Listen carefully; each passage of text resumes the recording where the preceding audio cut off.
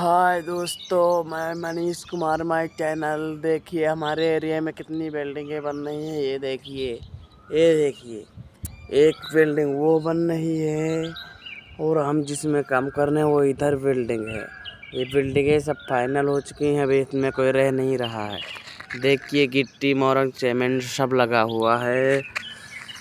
देखिए ये देखिए यहाँ सब पोट्टी करने आते हैं सब। देखिए ये सब गिट्टी लगी है और बता रहा हूँ आप लोगों से, प्लीज़ भाई साहब मेरे वीडियो पे लाइक कर दिया करो यार, इतनी मेहनत हम भी करते हैं।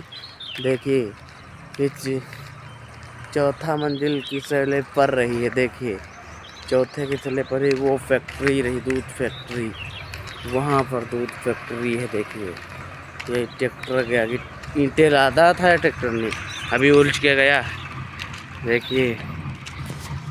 देखिए हम लोग यस जाते हैं अस किसी से।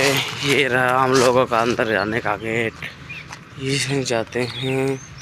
देखिए वो ईंटें जो लगी वो वही ट्रैक्टर उलझ के गया।